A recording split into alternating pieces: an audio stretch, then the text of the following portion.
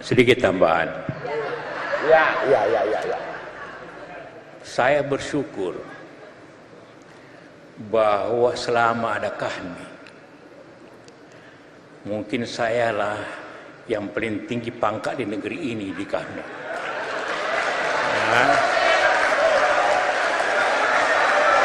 Ya. Kita belum bicara, kalian sudah berteriak. 2 kali jadi wapres. Mudah-mudahan di masa datang ada kami yang lebih baik dari saya. Itu aja.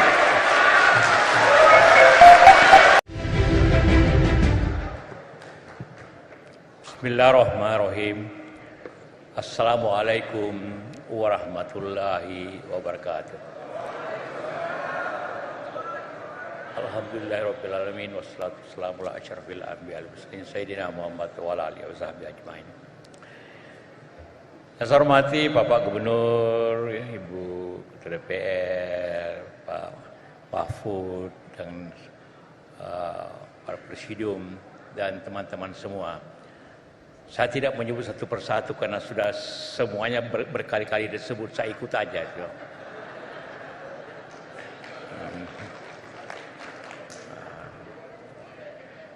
Pertama, kita bersyukur dan bergembira bahwa hari ini, malam ini kami mengawali silaturahim, munasnya dengan silaturahim atau reuni juga. Kalau para alumni itu reuni, itu biasanya tergantung kepada angkatannya. Kalau yang baru lulus, berarti alumni 20-an. Kalau ketemu pertama, sudah kerja belum? Kalau umur generasi 30-an, kalau ketemu di mana bekerja? Kalau generasi 40-an, sudah berapa anaknya? Nah, di atasnya selalu dimulai sudah berapa cucu. Itu putaran daripada alumni sampai tentu berbicara kondisi hari ini. Kalau berbicara tentang kita Munas ini bukan hanya selayaknya, bukan hanya membahas atau memutuskan siapa pimpinan yang baru, siapa yang menjadi yang kita pilih, tapi juga mengevaluasi kita sampai di mana. Karena waktu saya masuk HMI tahun 60, berarti 62 tahun yang lalu, barangkali di sini saya yang paling lama di HMI, paling senior barangkali. Ya. Karena masuk tahun, sebagian besar baru lahir, saya sudah masuk HMI kan. Selalu masih hafal terbinanya insan akademis, pencipta, pengabdi, bernafaskan Islam, dan tentu bertanggung jawab kepada kemajuan bangsa yang adil makmur. Jadi pertanyaannya yang kita harus jawab selalu, apakah kita ini sudah intelektual? Karena terciptanya fungsi akademis artinya kita sudah intelektual, cendekiawan, berpikir keilmuan, tergantung ilmu masing-masing. Apakah kita sudah seperti itu? Yang paling berat, apakah kita pencipta, inovator? Sesuai bidang masing-masing. Apakah kita sudah pencipta? Orang teknologi tentu pencipta sesuatu, mungkin orang politik menciptakan suatu sistem di mana terjadi kemajuan dan stabilitas politik nasional. Orang ekonomi tentu bagaimana menciptakan suatu kegiatan ekonomi ataupun pengusaha yang maju. Karena tanpa itu kita tidak akan maju seperti itu. Kita sudah banyak kemajuan tentu. Sekarang ini dari 4 Menko, 2 kami. 50% artinya Menko itu Pak Mahfud, Pak Muhajir. Ada juga mengatakan Erlangga juga dulu pernah masuk HMI kan. Jadi bisa 3, saya belum confirm. Jadi luar biasa. Waktu zaman saya di kabinet itu 9 anggota kami. Jadi dari situ memang seperti kata-kata, alhamdulillah menteri juga berbeda partainya, berbeda-beda. Seperti yang hadir juga di sini, presidium juga baguslah, kombinasi-kombinasi macam-macam. Memang di sini kita bersatu. Kadang-kadang kalau sampai keluar statementnya beda-beda gitu kan. Itulah politik. Kalau semua satu tidak dibutuhkan DPR lagi, justru dibutuhkan perbedaan dari sudut pandang seperti itu. Nah karena itulah maka mari kita juga di samping memilih presidium, mari kita menanyakan diri masing-masing apakah kita sudah akademisi, apakah tentu banyak Pak Rektor IPB, Pak Satria tentu akademisi yang hebat.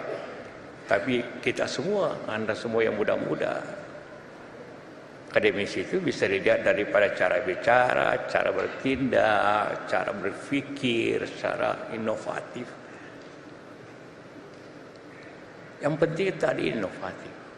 Tadi Pak Gubernur dengan gaya yang khas bahwa ini kaya, tapi kenapa kita cuma begini? Kan begitu kira-kira. 1,5 itu kan lama saya bisnis tadi 1,5 juga lama.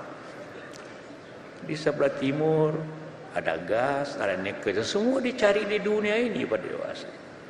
Orang bicara mobil listrik tanpa nikel, apa namanya? Ya? Tidak bisa. Di tengah ada listrik, di barat sini itu bicara IKN. Tanpa Sulawesi Tengah itu IKN tidak akan apa-apa. Karena semua batunya dari sini. Ya. Begitu Pak ya. Jadi boleh aja semua bicara KN, tapi kalau Sulawesi Tengah tidak kooperatif, tidak mengirim batu, ya tidak ada bisa dibangun seperti itu. Jadi pertanyaannya tentu adalah bagaimana kita di sini masyarakat dan tentu apalagi anggota kami menjadi pencipta, pengabdi dan tentu akademisi untuk menjalankan itu semua. Pengalaman saya sebenarnya waktu kita bikin pembangkit yang lampu ini dari Poso ini tenaganya, dari tempat saya. Kalau tidak ada gelap ini negeri. Itu saya cuma kasih perintah, pokoknya 90% pegawai harus dari Sulawesi Tengah. Dan itu jalan sampai sekarang. Hanya 10-20% dari luar. Dan itu berjalan. Jadi hanya percaya tidak. Di samping itu tentu tanggung jawab Tadulako atau yang lainnya untuk menjadi suatu universal. Karena otak kita dan Allah sama saja. Cuma bagaimana melatihnya ini otak. Otak dan otot. Nah, karena itulah maka kami sebagai sudah berjanji mengabdi kepada bangsa ini. Kalau tidak menghafal tujuan HMI, karena tujuan HMI juga sama tujuan kami, maka kita tidak bisa maju-majunya. Ya. Cendekiawan, pencipta atau inovator dan pengabdi. Itu 3 hal saja akan menjadi modal utama untuk kita semuanya. Itulah yang menjadi tentu suatu modal pokok, dan siapapun. Untuk bangsa juga begitu, bukan hanya untuk suatu daerah, untuk bangsa pun tanpa seperti itu. Sehingga saya katakan, kita boleh bicara tentang hebatnya Morowali, tapi yang bangun hampir semuanya dari luar, teknologi dari luar. Sampai kapan kita bisa menguasai diri sendiri? Karena itu saya harus dipaksakan. Saya bikin perintah bahwa pakai otak, pakai otot, pakai kantong sendiri, dan itu bisa jalan. Pengalaman yang saya. Begitu juga tadi dikatakan bahwa ini daerah tetap ditahu dari manapun. Kalau saya saja, saya ke Poso, terus tanya orang, Pak berani ke Poso? Loh, ada apa? Poso tidak ada apa-apa. Yang terjadi itu hanya di gunung, hanya 2-3 orang di gunung lagi. Beritanya yang besar, cuma 2-3 orang. Jadi negeri ini pada dasarnya aman-aman saja. Kalau tidak aman, mana mau saya orang datang investasi begitu besar di sini, begitu besar. Akhirnya di seluruh Sulawesi, di Indonesia Timur, ini yang daerah ini yang investasi yang terbesar seperti katakan. Tentu harus disertai dengan keamanan dan aman. Jangan dihubungkan dengan konflik tahun awal 2000-an. Itu lain, itu salah paham antara masyarakat. Demokrasi yang tiba-tiba. Sekarang ini orang datang pergi ke gunung untuk ngacau sedikit. Jadi polisi, tentara sudah demikian caranya sehingga tinggal 2-3 orang barangkali, mungkin 1 orang barangkali. Nol sekarang. Kok Ahmad Ali mengatakan nol betul itu kan. Jadi sudah tidak ada. Jadi tidak ada lagi masalah dari situ. Karena suatu bangsa maju tidak mungkin tanpa aman. Dan aman juga sulit kalau tidak sejahtera. Jadi berputar saja itu. Suatu negara tidak akan besar ekonominya kalau tidak aman. Tapi kalau mau aman harus rakyat sejahtera, harus adil seperti katakan Pak Bapu tadi. Nah, kalau sudah aman, ini tinggal kemampuan penciptaan kita. Penciptaan itu harus didorong, kalau perlu dipaksakan. Seperti itu. Waktu kita bikin pembangkit hampir nanti 1000 mega, saya paksa tidak boleh ada orang asing kerja di sini, harus orang Indonesia sendiri. Dan itu bisa. Semua tidak percaya. Jadi itulah fungsi kita sebagai pencipta, pengabdi, bukan yang lainnya. Kalau ini tidak tercapai, buat apa kita ada di sini? Buat apa kita masuk HMI? Kami itu keterpaksaan sebenarnya. Kalau kita masuk HMI, melamar kan, mendaftar.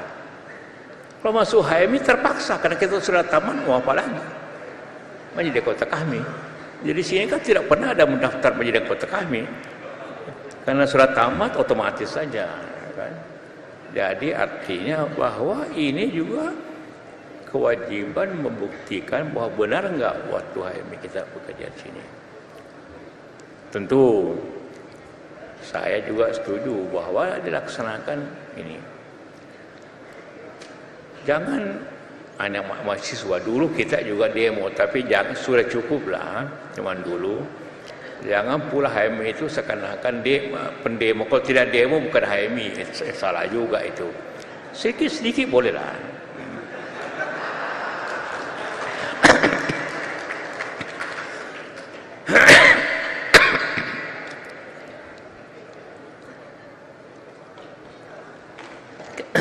Karena kalau mahasiswa tidak sedikit punya rasa tanggung jawab, juga sulit. Tapi yang kita harus dorong juga bukan hanya nasional, kita harus juga mendorong HMI kembali aktif di universitas yang besar. Nah, cucu saya yang satu-satunya masuk universitas negeri di UI, pesan saya cuma dua: kau belajar baik-baik ya. Iya. Kedua, kau masuk HMI. Kenapa saya masuk HMI? Kalau kau masuk HMI banyak temanmu di mana-mana. Banyak temanmu. Dari Jakarta, Medan, Makassar, ada teman semua kita. Kalau kita kemana-mana kan, kan seperti itu. Nah, itu antara gunanya organisasi, bukan hanya ini. Tapi sekali lagi, tanpa upaya seperti itu, upaya betul-betul berpikir kemandirian, meningkatkan keilmuan, meningkatkan tingkat akademisi kita, meningkatkan pengabdian kita, meningkatkan inovasi kita, maka kita hanya akan menjadi pembeli teknologi atau hanya pemakai teknologi, tidak pernah bisa menjual teknologi memakai teknologi. Itu inti kemajuan suatu negara, di samping tadi stabilitas. Itulah harapan saya. Dan juga saya berterima kasih selama saya jadi ketua etik Pak Mahfud, cuma 2 kali rapat. 1 kali memecat orang, yang kedua membebaskan daripada tuduhan orang. Itu dia seimbang antara memecat dan membebaskan daripada tuduhan. Jadi itu tugas etik, menjaga etik. Kalau tidak dijaga, nanti sudah kayak organisasi lain, ya, semuanya harus diduitkan. Jangan nanti semua, jangan jadi begitu. Saya pernah ketua partai, masih murah ongkosnya. Partai sekarang mahal ongkosnya. Jadilah politik seperti ini sekarang karena mahal. Nah, kita harap juga bahwa memilih presiden itu berdasarkan 2 hal tadi: kecerdiakawannya, inovasinya, dan pengabdiannya. Itu saja. Kalau tanya apa syaratnya itu aja 3. Nah, tidak ada lain. Karena itulah tujuan kita masuk ke sini, karena tiga hal itu. Tidak ada hal lain. Mudah-mudahan semuanya berjalan baik. Beri contohlah kepada HMI dan HMI. Kalau HMI itu tidak kongres 10-20 hari, bukan HMI. Kadang-kadang sebulan. Kalau tidak ada kursi melayang, enggak jadilah itu. Jangan diajar seperti itu. Atau jangan mengajar kita seperti itu. Seperti itu. HMI memang dekatlah. Kadang-kadang istri saya, ada anak muda 20 tahun, tiba-tiba berteriak, Kanda. Terus istri bilang, ini anak sombong, juga tidak beradab. Masa orang tua begini dia panggil Kanda begitu. Saya bilang itu pasti anak HMI, karena cuma anak HMI yang berani bilang saya Kanda gitu. Apa sekarang? Jadi saya pikir-pikir tadi, saya terpaksa bicara Adinda semua karena mungkin tidak ada kanda saya lagi di sini. Saya paling sama-sama Nazar, mana Nazar? Makanya kita seumur itu kan. Yang lainnya Adinda semua, gitu kan. Jadi itulah gaya itu dijaga semua supaya ada sifat kebersamaan. Gitu. Terima kasih. Wabillahi taufiq wal hidayah, dan selamat Munas untuk kebaikan. Terima kasih. Wabillahi taufiq wal hidayah. Wassalamualaikum warahmatullahi wabarakatuh. sedikit tambahan. Ya. Saya bersyukur bahwa selama ada kami, mungkin sayalah yang paling tinggi pangkat di negeri ini di kami.